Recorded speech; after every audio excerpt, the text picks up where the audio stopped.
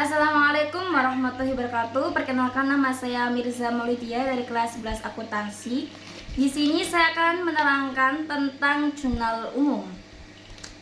Pertama, kita lihat dulu ya pengertian jurnal umum.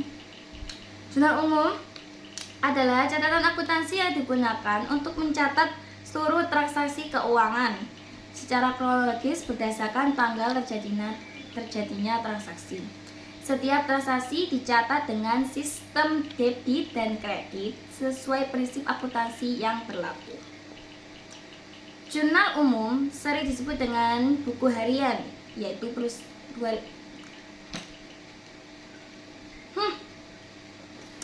Jurnal umum sering disebut sebagai buku harian perusahaan karena semua aktivitas keuangan pertama kali dicatat di sini sebelum dipindahkan ke buku besar.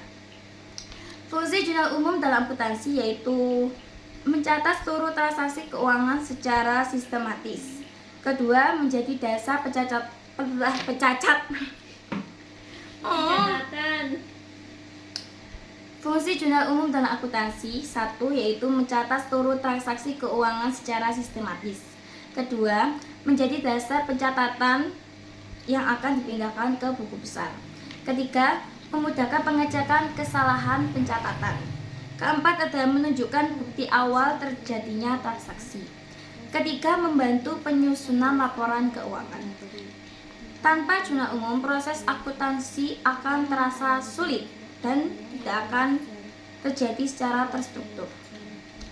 Bentuk jurnal umum yaitu tanggal, keterangan, debit, kredit, dan saldo. Dan sebelum mengerjakan contoh soal jurnal umum, penting memahami aturan debit dan kredit. Sebelum mengerjakan soal jurnal umum, marilah kita pahami prinsip yang ada di debit dan kredit yang ada di jurnal umum. Satu, aset bertambah dicatat di debit. Kedua, aset berkurang dicatat di kredit. Utang bertambah dicatat di kredit, utang berkurang dicatat di debit. Modal bertambah dicatat di kredit, beban dicatat di debit, pendapatan dicatat di kredit.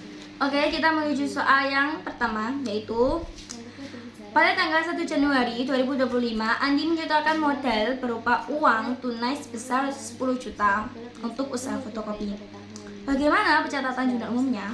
Di sini kita bisa lihat Andi menyetorkan modal.